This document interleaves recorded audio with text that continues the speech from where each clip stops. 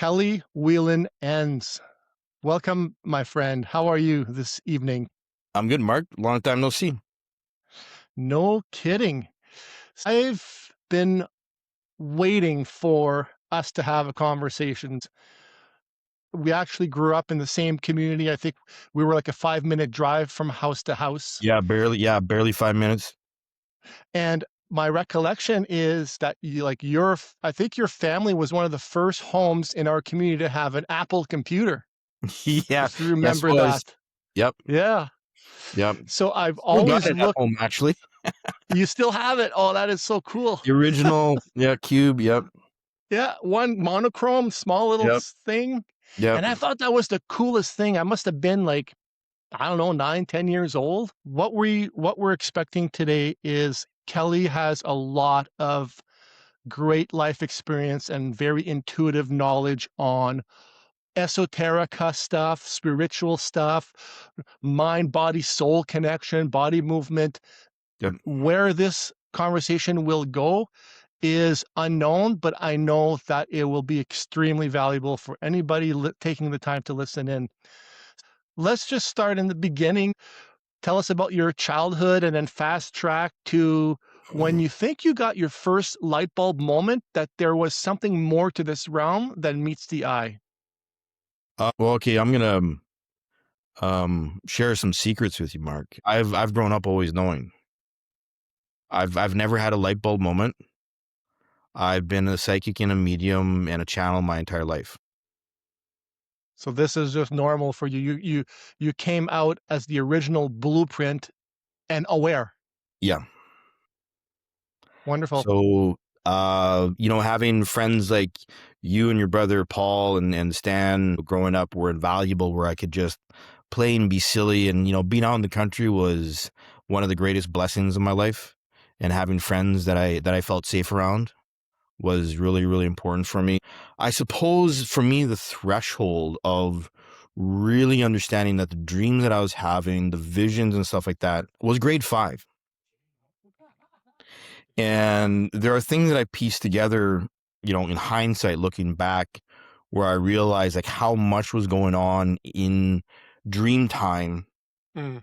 And when I was alone in the bush talking to, my imaginary friends, playing tag with them and, building stuff and being creative, all the forts we used to build and stuff, Yeah.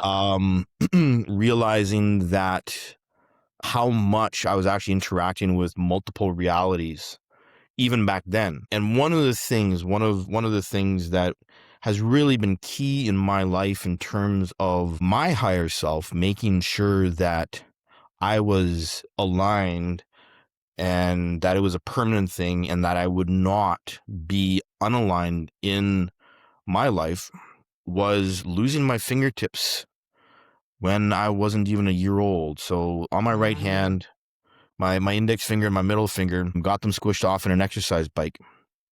So I had this constant relationship with being uncomfortable, being in pain, and learning how to work through the pain, work through being uncomfortable. And one of the things that I've realized in my adult years is that anytime I get out of alignment or I get pulled into a shadow hijacking or an ego hijack, I still hit my fingers to remind me, pay attention. Wow. So, yeah, like full disclosure, I've been psychic my entire life. And I was really lucky having really good friends, really heart-centered friends growing up. So, and here we are now. So, It's funny when we're kids, we don't even think about those details. We just are. We are living more in the moment. yeah. And then as we go through, the school system and, Oh, mainstream media and all of the stuff that we don't want to get into, you start layering on your true reality, layering on illusory reality, masks. Yeah. all those masks being added on and on and on. And then the bonus in the mid game is becoming aware of that fact. Yep. If you're not like you, Kelly, is becoming aware of it and then digging deep and working at peeling off those layers. Absolutely. And sometimes it's difficult and painful, but something deep down inside is calling you and say, "This has gotta be done." Mhm. Now, just to clarify, like even though I've been connected my entire life, I still had to peel those layers off and work through the programming and the stories that I'd energetically inherited from my family and my mom and dad, and well, the cultural programming of Mhm. identity that everybody has. In some ways, I guess, me being aligned and attuned, since birth, gave me a bit more of a conscious awareness of being able to feel how things work properly. But I still had to learn. I still had to put it all together consciously so that it all made sense. And so, also that I, didn't go nuts in the process, because one Yep. of the things about being aware is like all the shifts in information and how the ego and the shadow will be so attached to a story that's breaking down that attachment and letting go of that ego attachment can cause psychic and emotional trauma because the attachment Mhm. is so hard. I still had to learn how to cope with that, which is what got me into working out when I was a kid. The adrenaline. I think it was like 10 or 11 when I first used my grandfather's weight bench, and I noticed how much better I felt, and that Yeah. feeling of solidness lasted like 2 or 3 days. I was like, sign me up. Let's go.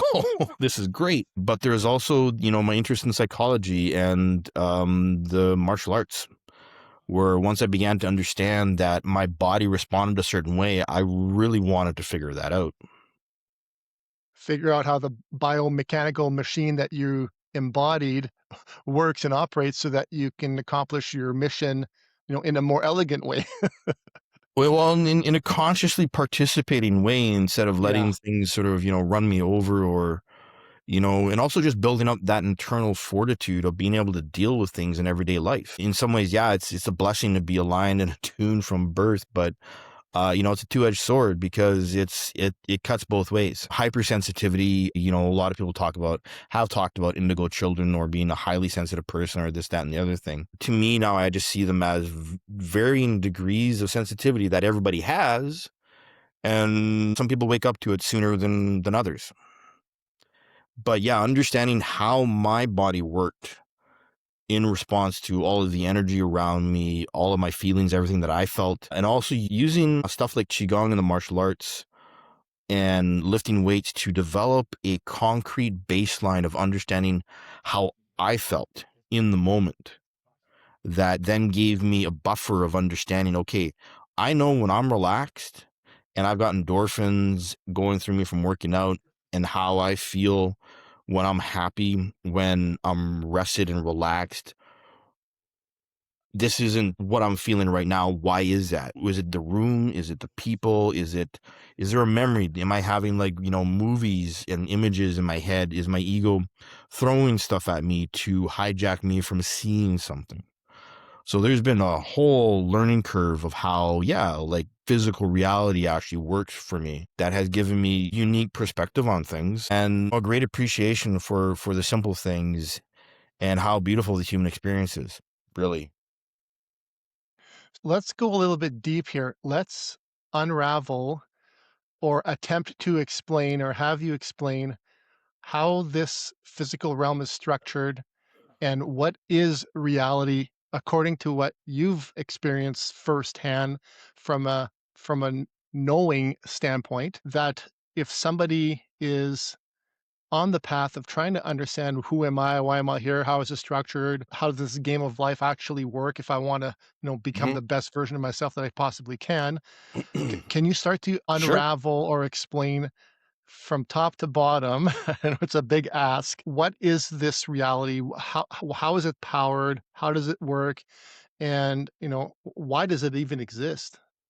Uh, well, this is my favorite topic. So yeah, okay. This is something I know not, my voice is going to start to change now, because this is something that I'm really aligned with in terms of understanding the mechanics and how things are built. Everything is energy.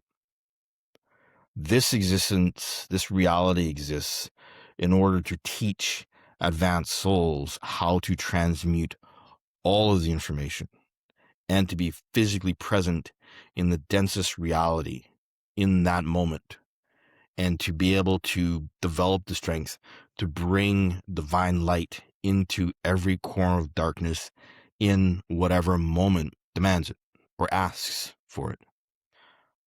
That's the simplest, most basic way to explain this reality. It is about learning. A lot of people refer to Earth as a learning school. It is that, but it's so much more. This reality, this solar system, we're actually in. This is a lot of history to unpack too. There's a lot of depths here. If I suddenly lose my voice, don't worry. I'll just sort of like work at bringing it back, because I'll go deep into certain information. The human body is a living access point for all the information in the universe. There's great books by Barbara Marciniak that talk about Earth and the Pleiadians, and how the human existence and experience is about Earth being a living library, and the human experience being about learning to access all that information of the universe in physical manifestation. We are electrons and atoms. The electronic bonds of the universe are what we use to manifest reality. They respond to our thoughts. They respond to our feelings. This is why our lives will reflect the stories and the ego attachments and the shadow or the light that we choose to accept in our lives. This is why understanding the mind is so important, and understanding the body and the body-mind connection is so incredibly important, because that will give you your own personal language for understanding your own soul path through learning how to feel your body. I did it through lifting weights, working out, qigong, yoga. I've been a yoga fan since I was 4. Martial arts for 42 years. The universe is a construct, but it's all varying emanations from source in terms of the expansion of information into multiple fractals experiencing itself. So you have different civilizations on this planet that express different fractals of information, different manifestations and accumulations of information, and how they've been synthesized. And this is basically what transmutation is the synthesis, the combining, the mixing, the interpretation, and the clarification of information that we are personally experiencing. And understanding that we always have the power to transmute the negative. We always have the power to choose to not be caught in a story, whether or not it's your own or it's someone else's, like a family member or a friend's story, drama, or chaos, whatever you want to look at it as. The universe is set up in very specific structures called divine hierarchies. And this is something that used to be taught in the Catholic Church. The disassembling of information inside certain religious institutions has caused a lot of people to become disillusioned with some of the information and to just dismiss it outright. And of course, you have other institutions that rise up in this vacuum and reinforce the dismissal of information, such as the information presented by Jesus or Buddha and all the prophets that came before them. The understanding that, history is way more than just a mere 10,000 years, that we have other civilizations, that there is this vast universe that is full of other civilizations that are kind of waiting for humans to make a choice, which is what 2012 was about in terms of the end of the Mayan calendar and the full cycle around the central sun called Alcyon, which takes 27,000 years, which is what the whole Mayan calendar depicted. There's a lot of information out there that is really good, and there's a lot of really unhinged interpretation of good information out there. So you have a lot of information on the planet right now that is a mixture of both truth and falsehood.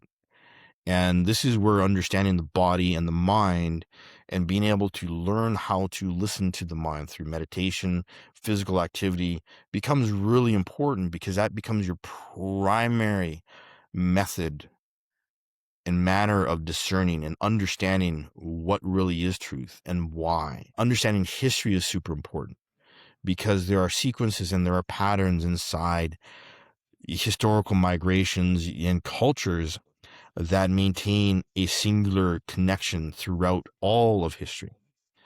And when you begin to see through the patterns, you begin to see this conflict between certain elements wanting to maintain control and certain elements working at building people's understanding of personal freedom and personal alignment with the divine.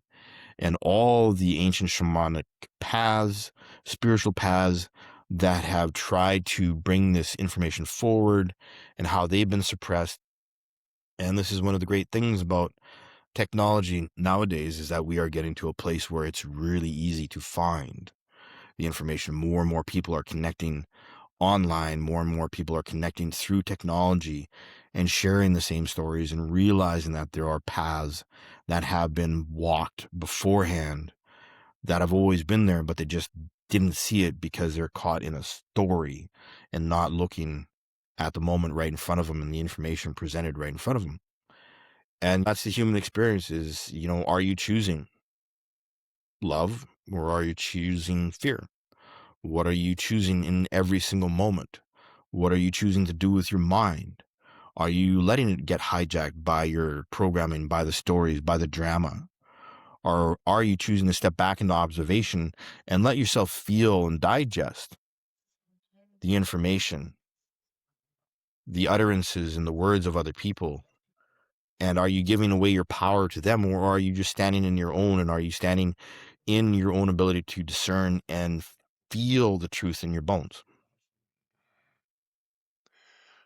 I'd like to get your take on the sun Okay. and the photonic rays. Some people talk about data from source is encoded in these photons that are coming from the sun onto Earth. Not much difference between how a leaf captures that information and is able to transmutate it into a living organism. Yep. Can you kind of go a little bit deeper on the physical data stream coming in from the sun, from the aspect of we are absorbing something, we're wirelessly communicating with something. What is that all about and how does it work? Well, source has always got a plan, and that is interpretation, expansion, transmutation, and growth. The sun is governed, every star has its own connection to specific divine beings like Elohim or creator beings to maintain the polarity and the alignment of our star with the central sun of Alcyon, and to make sure that that information is coming from creation, from the first emanation, all the way through the network of stars to us. So is there information coming from the stars, from our central sun? Yes. Are these photonic in nature? Yes. Is the human body designed to receive it? Yes. We have melatonin in our bodies, or actually, sorry, not melatonin, melanin. Melanin in every single aspect of every single function of our organs, our skin, our bones, our hair, that receives and transmute that information into energy in our body. This is literally photosynthesis for humans, like how we get a tan. This is why vitamin D is so incredibly important for us. Literally the sun's rays in terms of the information. This is why we feel so good when we're out in the sun.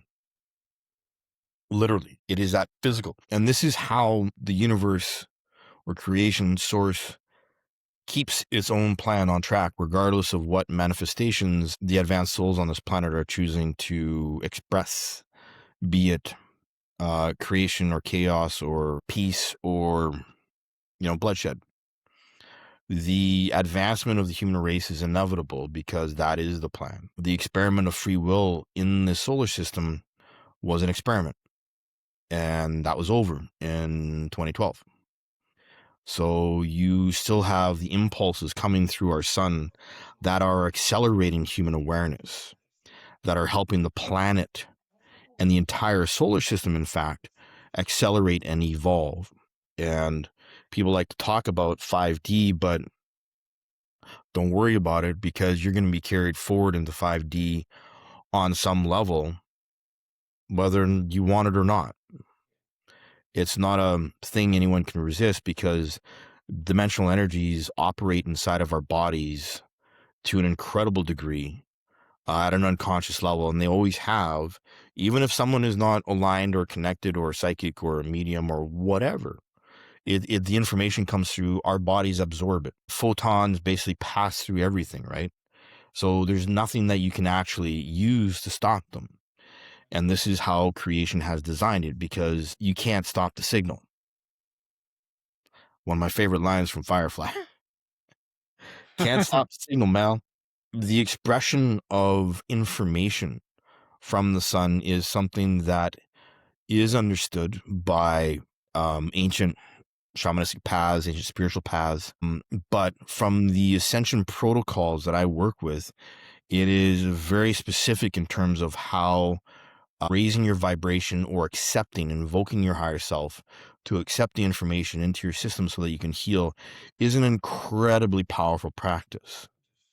And it's one that ascension protocols are something that I've worked with my entire life. I didn't know what they were until, in my 20s. I didn't understand that I was actually working with them until I had someone tell me. I'm like 18, 19, and the bookstore going, and the bookstore owner was like, "Hey, blah, blah, blah." I'm like, "What?" I'm like, "Okay." I was like, "Oh yeah, you're like fully secure. Read these books." I'm like,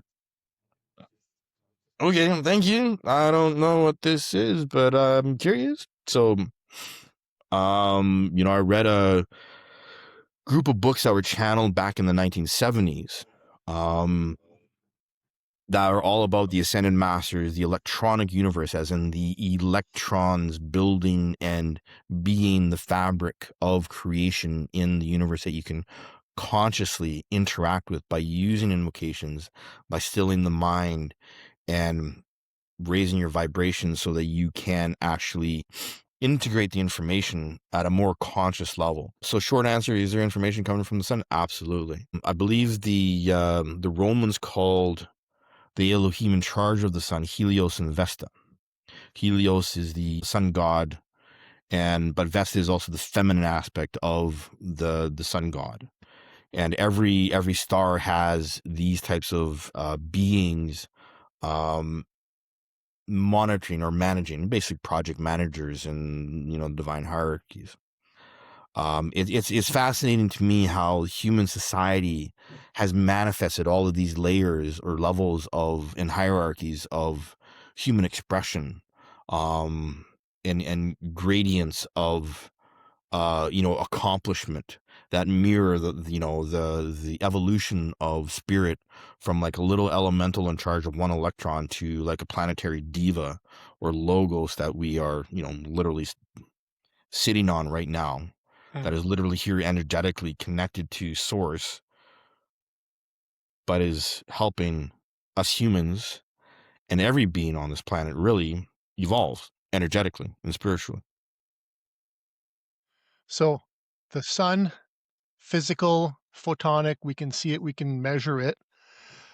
Talk about the other wireless connection we have to other realms from a quantum aspect or from a spiritual connection standpoint, and how is that access? So how does your higher self speak to your lower self, and what states do you have to try to put yourself in, or what clues should you be looking for? The divine wireless network. Yeah, the divine wire, right? It's like, here we go. It's like, well, I don't believe in any of that stuff. And it's like, people, yeah, you got a smartphone, you send emails through Wi-Fi.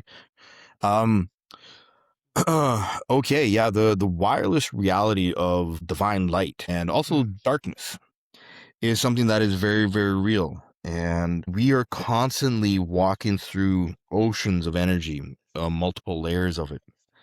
And there are old ways, like meditation is one of the primary ways that I began to learn how to control my mind. And then once I understood how that control was actually inhibiting my mind, but it was the discipline. I needed to let go of suppressing my mind through control, and I needed to use the discipline. Instead of suppressing my mind, I needed to use the discipline to control my mind in the face of all my triggers. And it is that control. It's like, oh, control is bad. We need to be free. We're in a prison world. It's like, we need to be free. It's like, no, be quiet. Be quiet. Be still. Yeah. Learn how to be still with yourself, regardless of what your mind and your shadow and your fears throw at you. That is the big secret. That is it. Like, all the information you can go through, every method that you can learn. And I have spent a long time learning and working through methods. Nothing beats stillness. Stillness is at the core. This is what Jesus meant when if you have the faith and conviction the size of a mustard seed. This is what he really meant, is that it's that smallest spark of conviction and strength and discipline with self that lets everything else unfold. And I'm just like, major goosebumps here just saying that. The religion does not matter, because it is all, in its essence, the pure connection to spirit is all about stillness. It's all about listening. And you need to understand how to listen to your body and be comfortable and feel safe listening to your body first, because your body contains all of the information you will ever need. All the stories, all the informations that you've brought from other embodiments, whether or not you consider them past lives or multidimensional simultaneous lives, whatever. Everything is inside your body. Every single cell in your body carries the universe inside of it, in your mitochondria, in your DNA.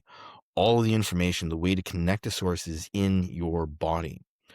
And we interact, we respond to so much stimulus, so much energetic stimulus as humans nowadays. Like, we almost go nose blind. You know how you get, nose blind to a smell? We're almost like, it's such a constant bombardment, even at the photonic level and the electronic level, that we are like developing like thicker skin and getting so used to it that it's just normal that we forget to listen to it. We forget to Yes. listen to the information that is there. I was a very zealous Buddhist for a long time. I did Zen Buddhist practices for years. I got to the point where I could sit for 3 hours a day, and I'm still unshakable, pretty much. But I've also come to understand that the interpretations, the mental analysis and the interpretations of conceptual frameworks like Buddhism, Catholicism, Taoism, are all projections of the mind. They are not the reality of the truth behind the information that created the projection in the first place. So when you go inside, when you go into the body and you're still with yourself, you begin to truly understand the discernment of all of the information. You can listen to and consciously filter the different types of information. And you can develop a practice where you only allow in what is of love and light. And that is a huge thing. A simple concept, but it's also a very huge thing, because it is about reclaiming one's own power to accept a aligned reality, an aligned perspective, aligned discernment, alignment with energy that you want to have in your life that is of positive, constructive benefit. I mean, everything is just energy and information. So what we're really doing is we are refining and cleaning off our antenna and our ability to receive and perceive what kind of information we are actually interacting with and why, and being able to track back from feeling the information, the impulse, the emotional, mental frameworks and stories that go with it, back to the origin point of where that impulse came from in the first place. But it takes practice. That's the magic.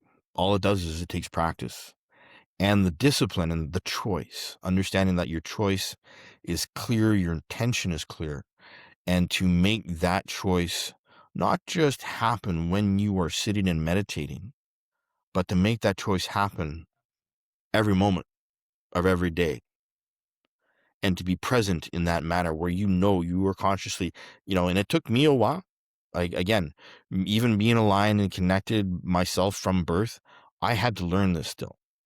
I had to clear myself of all the stories. I had to clear my, I'm still working on it's a spiral. You keep digging deeper and deeper and deeper to unclog all of your capacity for discerning and feeling and consciously participating in the energy that is present in your life.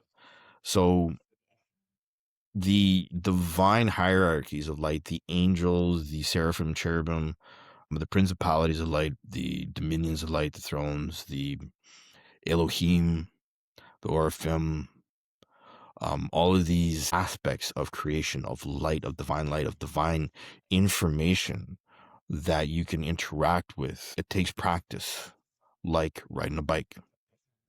But once you get used to it, like, you don't think about it, you just get on the bike and go, right? But at Mhm. first, there's all these things that you have to pay attention to and all this practice that you have to put in just to be able to get down the block, kind of thing. And it's the same thing with interacting with Source and God, and ascended masters like Jesus, um, Serapis Bey, Kuthumi, Saint Germain, Lord Lanto. There are many other ascended masters other than Buddha and Jesus. History has just hidden them from us because the powers that be do not want humans to understand how truly powerful they are. And a lot that has gone into certain religious institutions has been to hide the fact that there are others around at the time of Jesus, at the time of Buddha, Kuan Yin, um, that knew that there were schools, there were whole schools, whole communities. Back in the 80s and 90s, the Essenes were a really huge thing.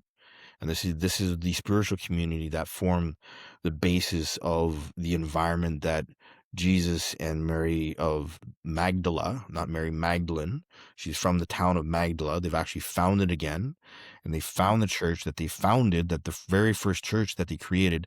There's a mosaic on the floor with the times carved into stone and the depictions of Jesus and Mary and the first four apostles. I think it's four. I'm pretty sure it's four. Beautiful mosaics, beautiful mosaics.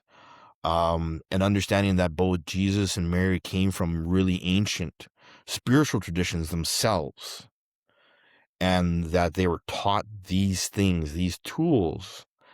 And when they came together, it was actually a truly huge, momentous event in the spiritual world at that time, in the world of being, of community-based alignment with the divine. So this is why the story of Jesus and Mary has been dissected and torn apart and analyzed, and all these people have written books about their analysis, their mental analysis. But when you go inside and you and you still yourself, when you go inside and you connect to your ability to align with what people call your Akashic records, your own information. When you spend enough time with it, you discern the truth of how the external world will constantly lie to you because it is designed to. And we know this. It You was see, part of the game we chose to play. that's right. Exactly. Yeah. Exactly. It's part of the transmutation game. Do we choose to discern and use our higher intellect, our higher mind, to align with our heart and see through the illusion and to feel the truth that has been there in front of us the entire time? Let's bring up another topic, Okay. the Yuga cycles. So everything has comes in waves and cycles, and from what I've been well, my prevailing theory, and the simplified version of it is we're coming out of a cycle that was focused on the physical aspect of being a human and entering a cycle of the non-physical aspect of being a human. Can you provide a little bit more, technical details Sure. on that idea? Yeah, we're coming out of the Kali Yuga, and this has been Like 24 to 25,000 years cycle divided by cycle 4 around. cycles within Yeah, those cycles? yeah. So the Yuga cycles correspond to the Mayan calendars too.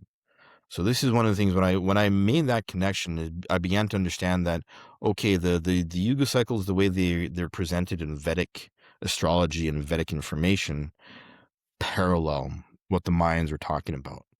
So when you begin to see the patterns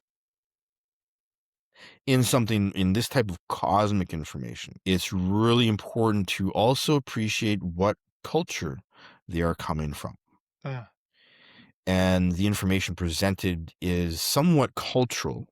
A lot of people like to argue about like which cycle we're actually in because it makes them feel good, I guess. But yes, we are coming out of the Kali Yuga. We are coming out of an old cycle of chaos and suppression, if you will. And what we are going into, and again, we are literally in the beginning transition phase of stepping through that threshold. And this is why there's so much chaos in the world, is because the old systems have to crash. The old systems have to be seen. The old systems have to be basically brought to justice. The old systems have to be reconciled, and people have to accept that they participated in the co-creation of reality. And this is where being heart-centered and aligned helps you understand the concept of co-creation and how this is what really creates the cycles. So first off, you have to understand that this solar system has been in quarantine. Okay.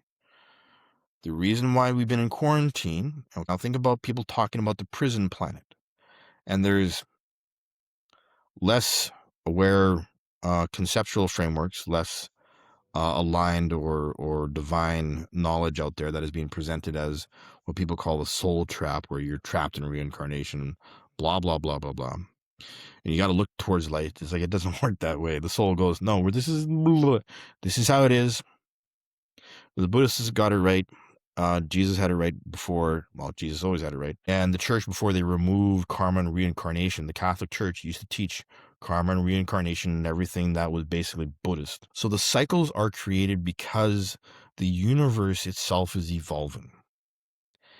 And you have spaces, and the interpretations of the evolution and the integration of the divine knowledge from the central sun are placed into cycles, and how every single one of them, if you look at them, correspond to a full cycle around the central sun of roughly 24 to 27,000 years. Every civilization in the universe has to go through this. And we are in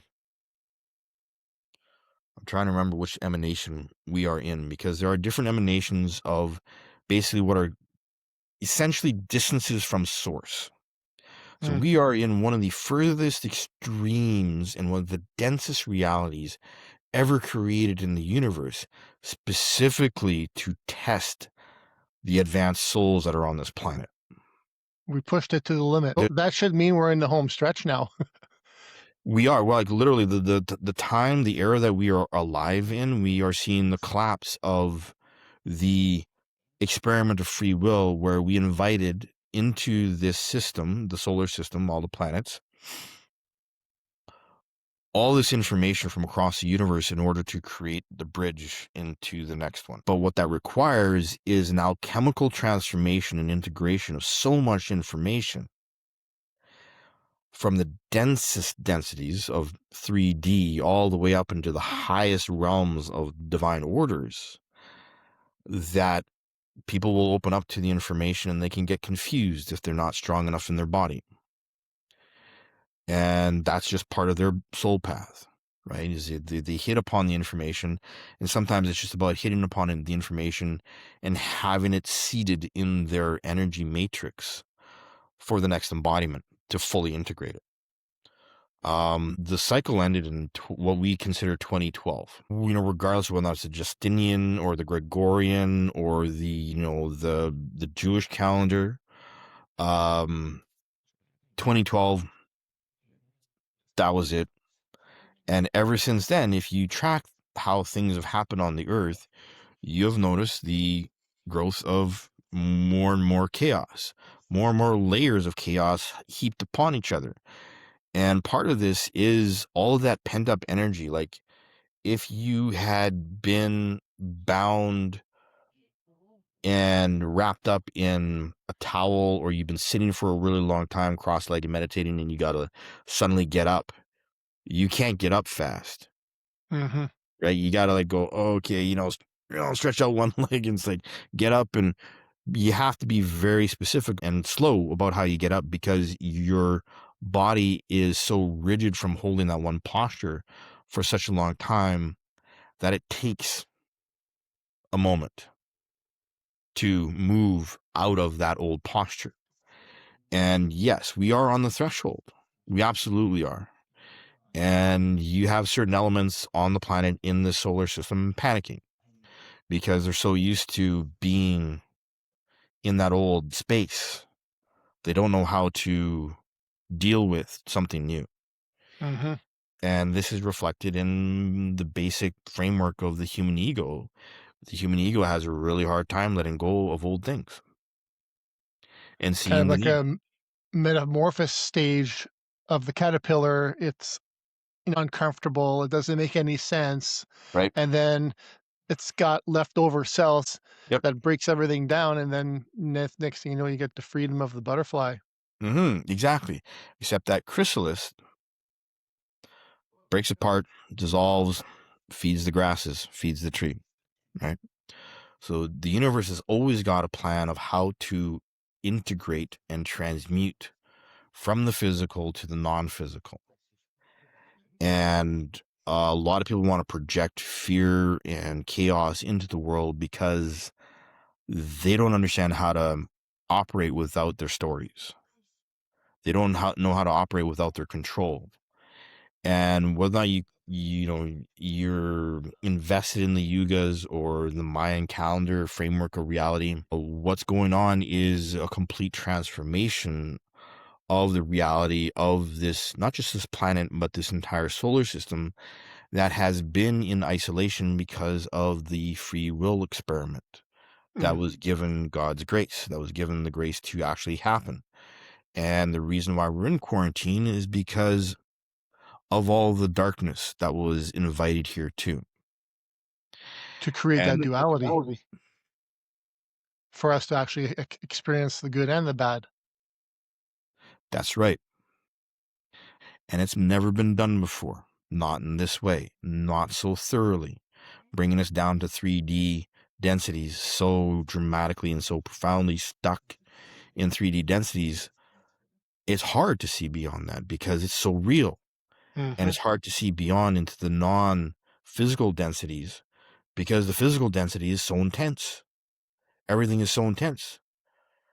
And looking past the controls, the illusions, the stories, the prison, if you will, it's all about like bringing all of this darkness here too. It was invited because it's all about coming home. Even the darkness wants to come home.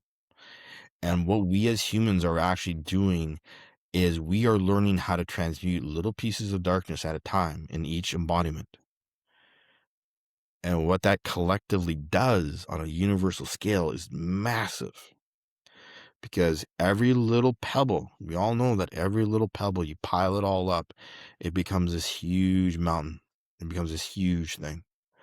So what humans are doing on a cosmic scale with every little choice, when they choose to see the darkness, but not accept it as their reality, when they choose to integrate it and choose love and kindness, although granted, there are moments when taking care of oneself sometimes involves protecting oneself. And that aspect of karma is not necessarily about darkness at all, but about accepting pure, unadulterated, unjudgmental acceptance of a need to express strength in the right way with the right action in the right moment. It's not about karma. It's about timing and listening to divine alignment. But every human working through the darkness every single day. You have a hard day, but you come home to your kids and you show them love, even though you had a hard day. That right there, like, I love watching parent moments like that. I love that because it's such the perfect example of literally the majesty of the human experience where you can have such an awful day, but you come home and you know what? You have kids. You love your kids. You love your wife, and you're so grateful. You grab your kids. You're so happy. You're so grateful that you have your kids in your life, your wife, and the life that you do, even though your day was hard. That's a beautiful thing. That is spiritual alchemy. That is something that humans do day in, day out. And every single time they do that, they change the world for the better. And people go, well, I can't make a difference. I'm just one person. That is not how divine reality works. The Every single universe time. outsourced the job to it couldn't do the whole job by itself because it is itself, so it created a reality or a situation or a game and then outsourced the work, like you said, at a microscopic level, times how many incarnations, how many souls, Exactly. how many Exactly. emanations, and then if you bring in the animal kingdom, the plant kingdom, the elemental kingdom, there's a lot of consciousness at play in this realm, Oh, yeah. each doing their job, and some of them are doing it and not knowing they're doing it. Just like you have some individuals that they have no idea of the words that we're using to describe these concepts, but Yep. they understand it. Yep. They don't have to tell anybody anything. They just are this already. And what about the idea? I've heard some people talk about during this shift, there will come a time where the sleeping person Hmm. will just become activated instantly and say, they'll wake up one day and say, okay, I get it. I understand this now. Is there any truth to that possibility? Well, absolutely. I mean, you have to understand that possibilities are endless. And the reality is that humanity is supposed to wake up as a whole. And yes, you have a certain momentum, a certain momentum inside the collective human experience where there are people that are awake that understand this. And just the fact that there is such a large portion of humanity that now gets it means that the More and rest more really. people, yeah. Like Yep. the things that I feel comfortable to talk to from somebody that I meet, Yep. you would never even think of talking about those things even 10 years ago. Oh, I know, right? It's crazy. 10 years. And Just think about that. 10 yeah, years. 10 years in the bigger time frame. Right. Uh, if you have 3 individuals in different stages of their lives, the first one just being a regular person, not aware of anything.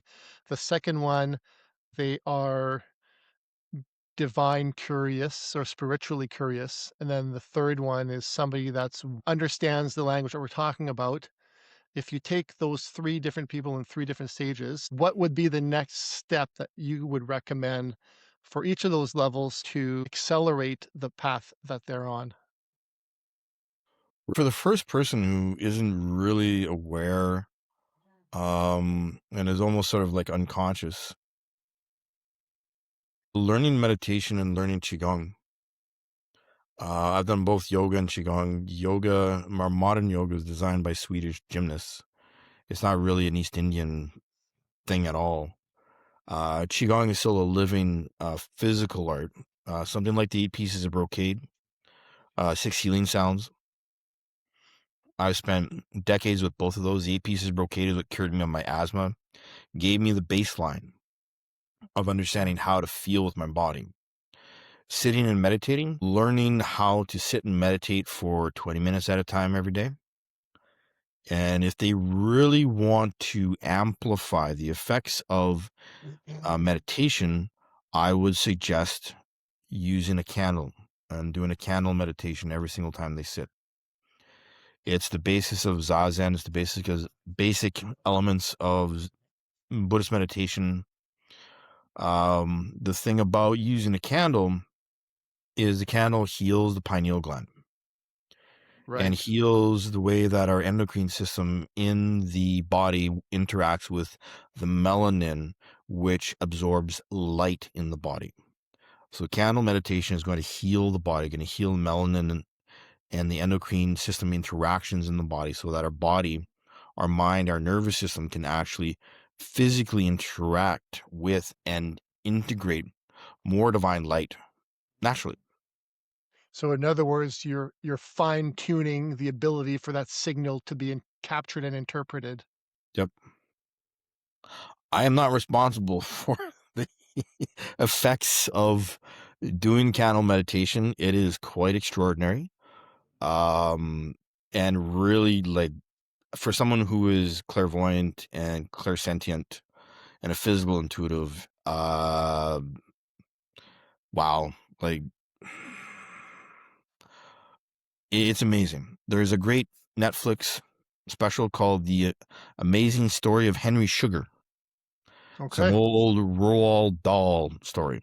It's only about 45 minutes long, but it has Benedict Cumberbatch and Ben Kingsley, and it explains the effects of prolonged use of the candle meditation in a very succinct way that is very true from my own personal experience. I kid you not. Is sun gazing in the same realm as candle meditation? No, it isn't. Candle meditation you usually want to do in the dark because you have the effect of the light and dark, and Right. they interact with the melanin in your body in different ways, and your pineal gland interacts different ways. Sun Mm, gazing, I've done some sun gazing, some of the qigong that I know from my medical qigong, um, the healing art that I learned and I've practiced the last 25 years, um, requires more understanding of the body, more understanding of the energetic interactions. So learning for someone who wants to do sun gazing, I would recommend standing state qigong or Zhamzhang qigong, something I teach. Because with sun gazing, you also need to ground the energy. When you receive a lot of solar information, mm, you also need to ground the body. That can be done like just walking around a lot afterwards or taking a bath with like Epsom salts, because then you have minerals around you. You literally are in water saturated with earth crystals. right. Um, I, If you do sun gazing, it should only be at sunset and sundown or something like that, right? those are the ideal because of the shift in thresholds and the shift of what we know as UVB, UV light, ultraviolet Yeah. light. It's more present in those moments. But if you do sun gazing, there's actually a way where you just where you put your forefingers and your thumbs together in front of your heart. Mm, And what that does is it makes an electromagnetic field between the energy points in your hands that collects, brings it into the heart more directly instead of like at the forehead, at the so frontal lobe. like an amplifier or a transmutator. Yep, yep, Okay.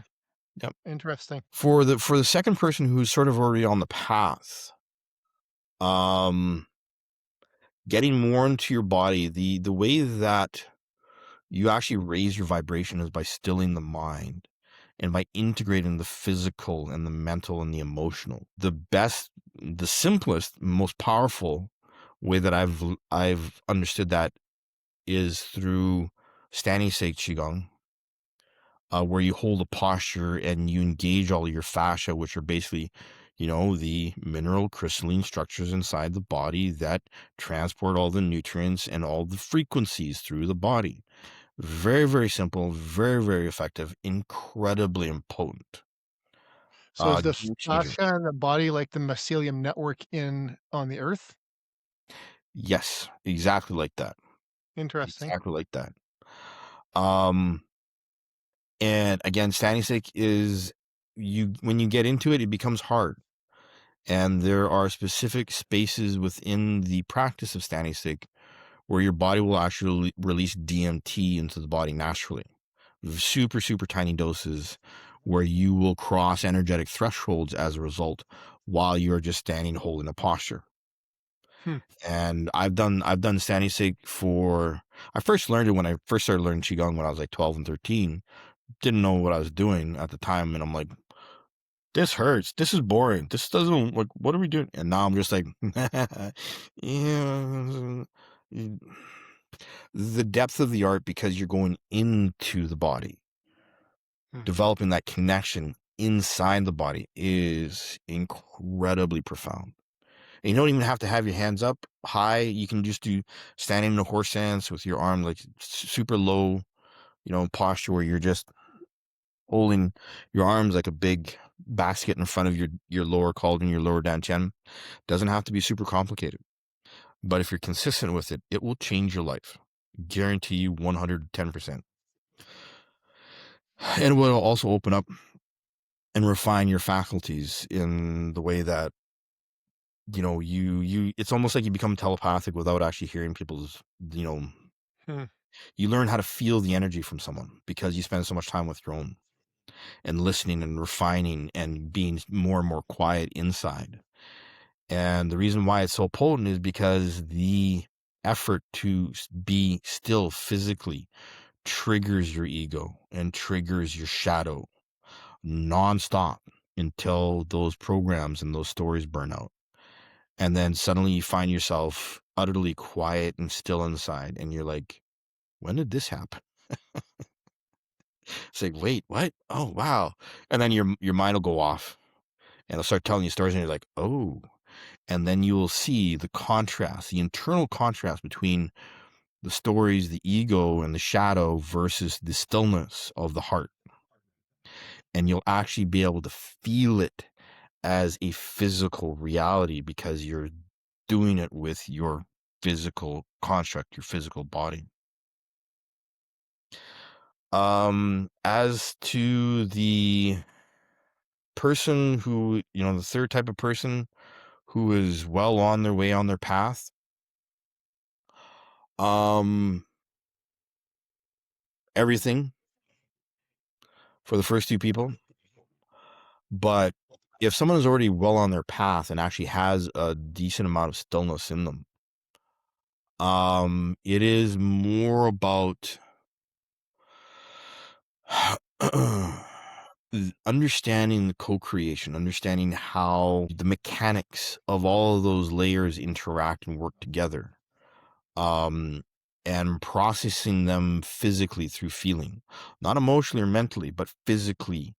And it's Hmm. like anyone who's far enough along the path, it's almost like they become, and I'm speaking for myself, but I'm also speaking for what I am witnessing in some of my students and what I've witnessed over the last 30 years of teaching this stuff, is that people become more calm, they become more aware and less ruffled by external things and external drama and stuff like that. People that are well enough along the path already have things that work for them.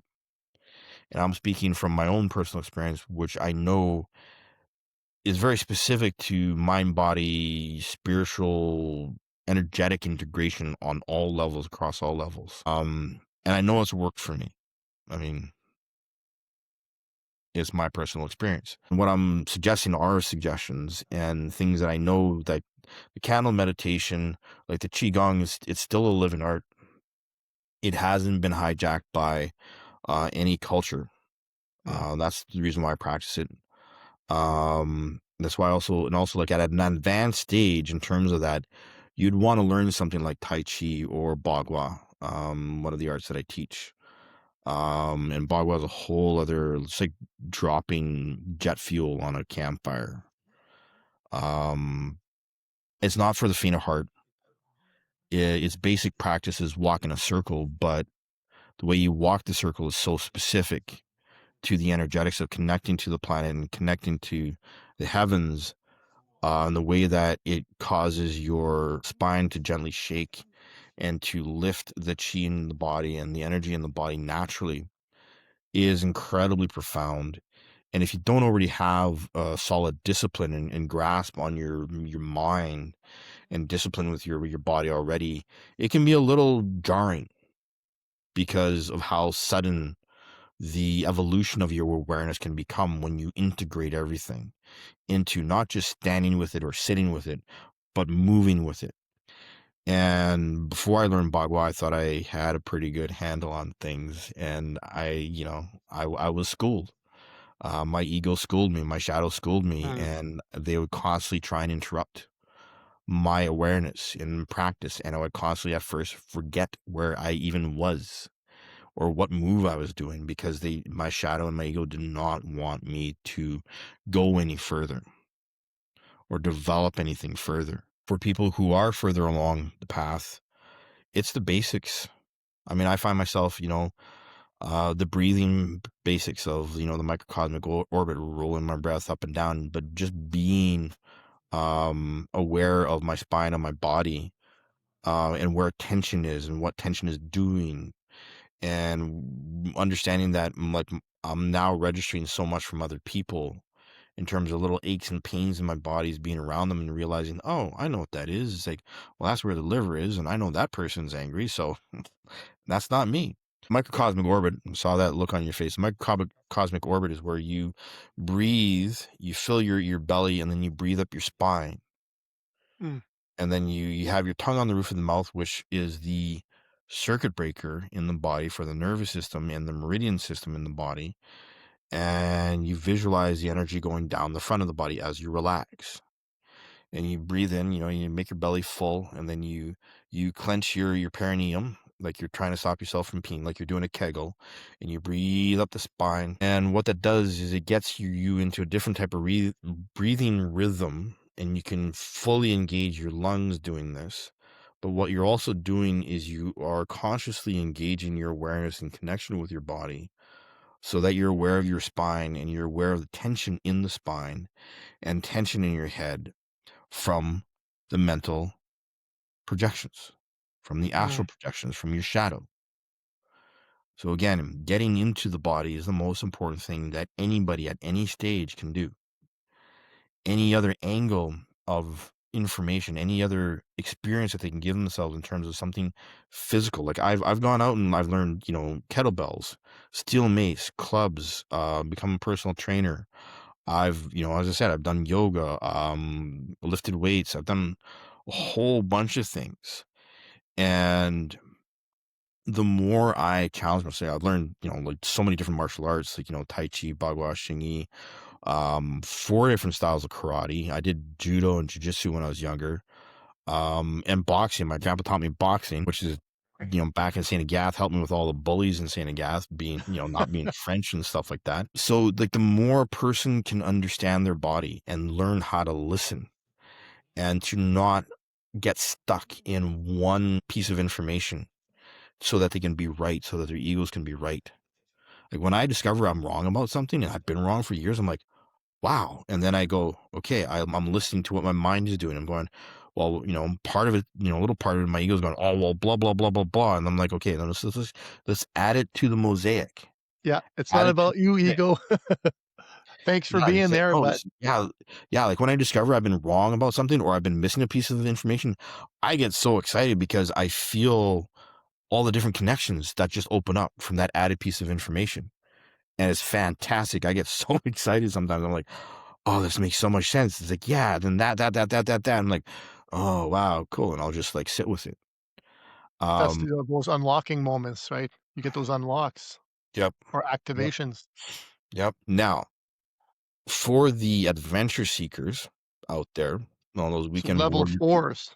level 4s. So, having done ayahuasca, I know without a doubt the reason why I recommend the Qigong and the standing stake is because it's the same information.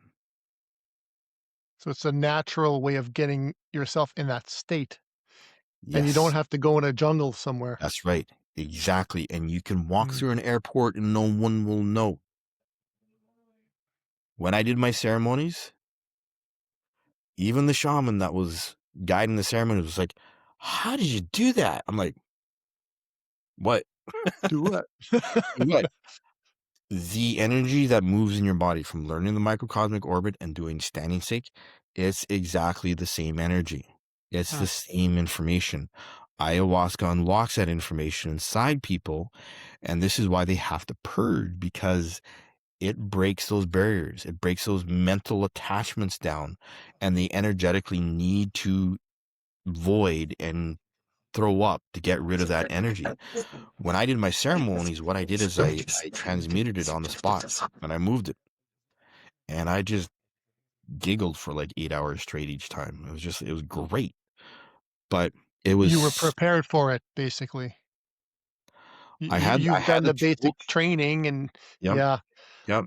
I think it's an important thing to a lot of people talk about doing these shamanic journeys. You gotta question why do you wanna do it? And to Kelly's Right. experience, are you really ready for it? Because it might not be as pleasant as you think. Yes, it might give you some unlocks, but you might end up with severe discomfort or worse Exactly. You if might you're be not ready completely if you're not ready for disassociative. it. Yeah. Yeah. Yeah. And this is why it's like after I did my ceremonies and I realized what I did, how I could transmute all of that raw energy and not Mhm. have to purge. I was like, oh, people are completely off base with this because you Mm. have those adventurers who are going, oh yeah, and they're chasing the serpent. And it's like, no, you don't have to. Yeah. One of the best books I ever read was Carlos Castaneda's work. Right. I think it was A Journey to Ixtlan. But he wrote several other books, and whether or not they're true or not, they do contain some wisdom. And he also wrote a book called The Magical Passes, which were old Yaqui wisdom about using the body to move energy and to Mhm. integrate and transmute energy. And and I got the book. When I got the book in my 20s, I was like, oh my God, this is This is Qigong. it. Yeah. This is basically, and it's absolutely fascinating.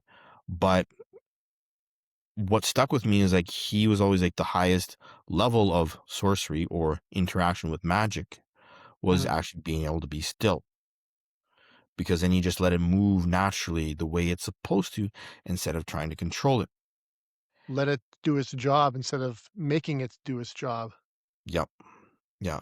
So when I did my ayahuasca ceremonies, I had the tools in my toolbox and I found myself instinctively engaging and Mm. moving with the energy inside my body because I'd done standing stake, because I'd done the microcosmic orbit, because I had that baseline of understanding how safe I was and how strong my body was because I had practiced. And afterwards, I was like, I could not believe, I was just so blown away by how identical the energy was. The little pieces that would happen when I was do standing stake, sure, they're like massively amplified during the ceremonies, but I was like, it's the same information. Ayahuasca comes from two vines, the interactions of the enzymes in those vines that interact with the pteramines in the brain that open you up, that basically connect you. But Um, you still have to take something to get the reaction where when you're doing uh, your practice, internal that's what I mean versus by external. organic. Yes. Yes. So this is where I'm like, people who talk about the internal arts and the Chinese martial arts and stuff like that, I'm like, you guys don't get it. You guys don't get it. Yes. So in that context, one synthetic where it's external and you have to ingest it, and versus the pure organic, natural occurring mechanics of energy in the body can do the same thing as what you do in an ayahuasca ceremony, except you don't need to stop the ceremony. Mhm. You can do it every single day.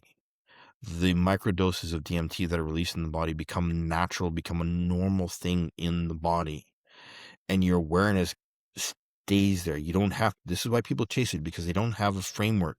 They don't have tools. Their body is not able to receive the information and maintain it. And if your body is doing it naturally or organically, it's probably has a self-protection mechanism. It's only gonna give you what you need at the time that you need it. Exactly. Yeah, Exactly. makes total sense. Yep. Yep.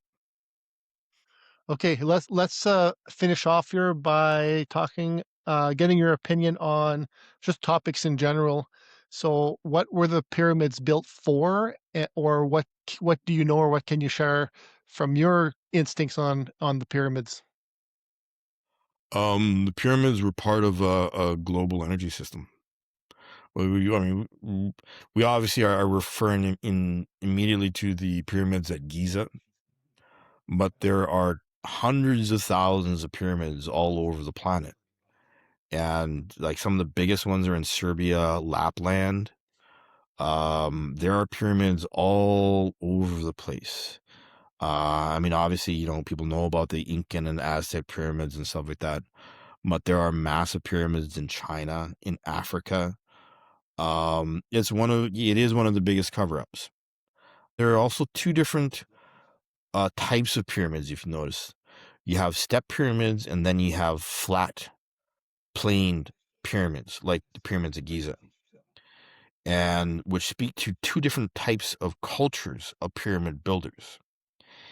And if my understanding is correct in terms of the ancients and not the civilizations that came to this planet and then fought over it and have been fighting over it for like the last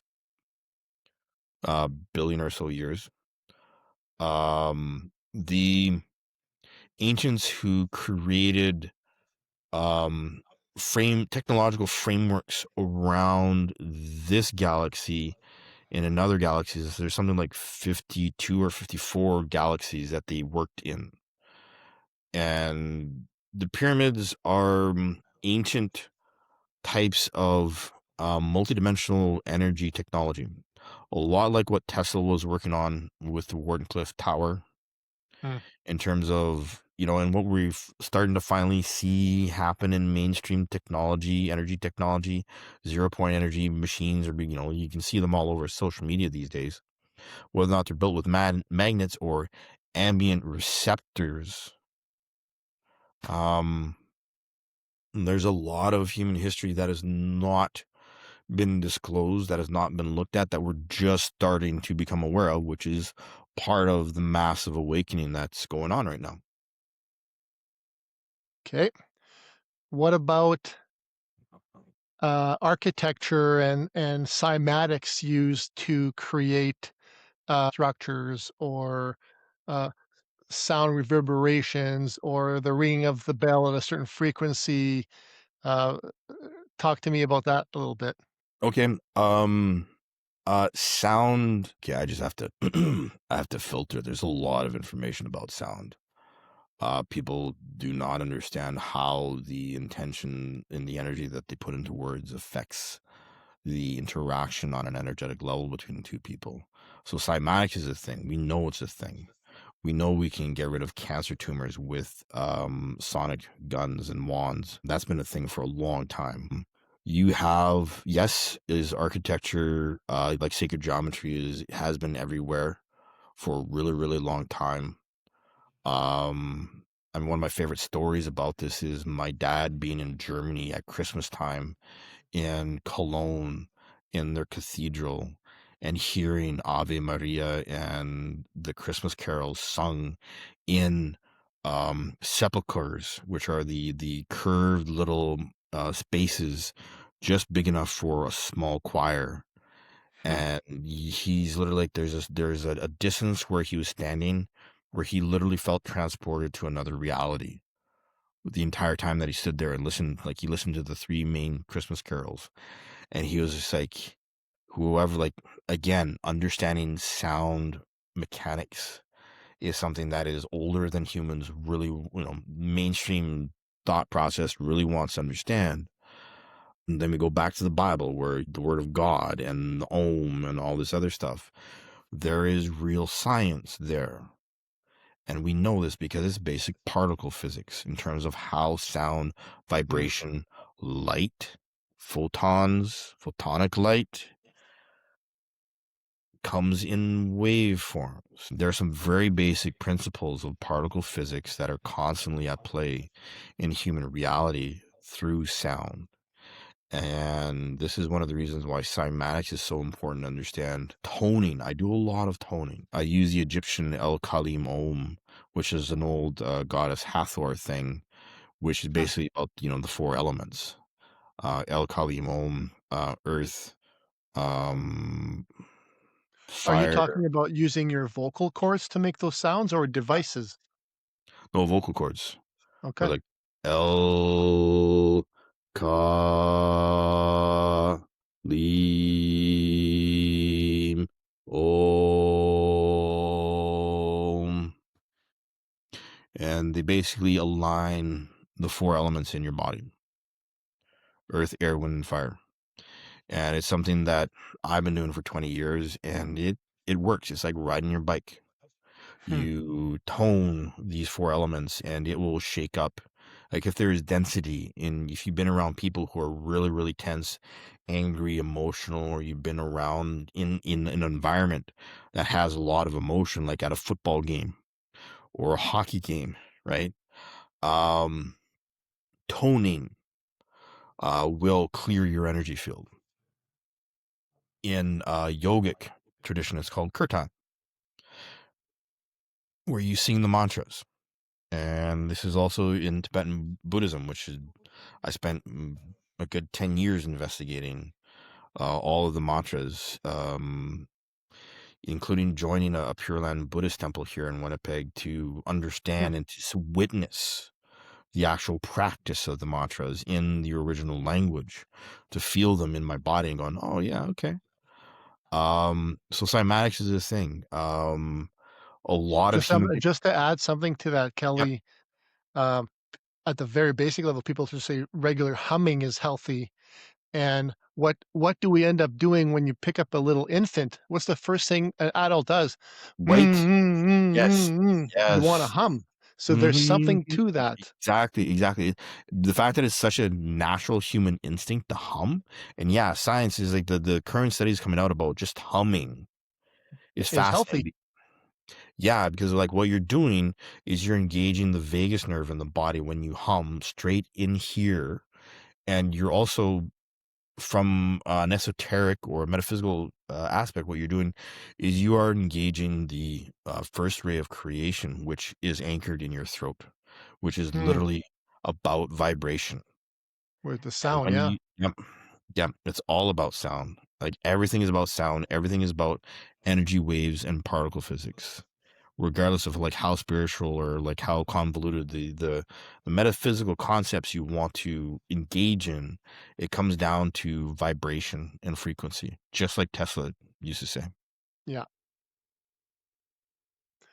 Kelly, is there any other topics that you just love talking about that we should bring up here? Gosh, I mean, there are so many things that I have investigated and researched over the years. One of the most important things is to really understand how to feel the difference between love and fear in the body. Hmm. And the way that that is done is through stilling the mind, through learning how to listen to yourself and to become comfortable listening to yourself and accepting whatever your mind, your ego, and your shadow bring up. Just let it Um, flow. yeah, it's not actually. It is flow, but it is control. A lot of people, Awareness. it's discipline. It's disciplined awareness, Hmm. and it just happens through repetition. And this is the real magic. It's just the sheer weight of repetition can rewire your nervous system, rewire your brain, and what people call neuroplasticity. It's like, yeah, of course. Because when you change your perspective on something, when you wake up to a new piece of information, when you have something come to light and it changes the way you think and see the world, that changes the chemistry in your body, which then changes how your neurons fire and how your brain functions and how you digest food. Um, And that po- also changes everything else as a reverberation with the people that you're around. They exactly, don't know it, but they're been benefiting from that transmutation, and the ripple exactly, effect keeps going exactly. on and on.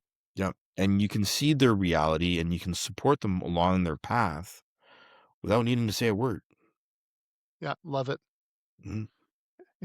It when we pay attention, it's actually easier than we make it out to be. But It is. It really is. you gotta Yep. be discerning and aware and inquisitive, like, Yes. dig in, Oh, dig absolutely. in. Yeah. Yeah. Yep. Absolutely. Absolutely. Okay, in closing, I'll ask you one question. So, you have the ability tomorrow to put a message or a picture or a sign on tens of thousands of billboards around the world, what would you put on those billboards so that the public can see and get a message that is going to have the biggest positive impact for humanity? Oh, wow. Unlimited budget. You could Unlimited put budget. whatever you want on there. Unlimited budget. Peace is more real than the fear. Peace is more real than fear as the message. And when we do put out those little clues or little messages, or it could be gestures, or it could be even just, eye contact with Even someone, just a those smile. are, yeah, those are all activators that can timeline shift somebody's life so much Absolutely. that it's incredible, magical. Yep. Absolutely. Yep. Yep. Kelly, thank you so much. Your wisdom and insight is very refreshing, eye-opening, and I feel comfortable with it because I know that it's anchored properly. And looking forward to doing, more, even one-on-one conversations, just over coffee if you want. Yeah, we need to have coffee, man. It's been too long. 100%. Yeah. Um, That'd be awesome. so thank you for being you. Thank you for being the real deal, and keep on making ripples in that universe. Thanks, Mark.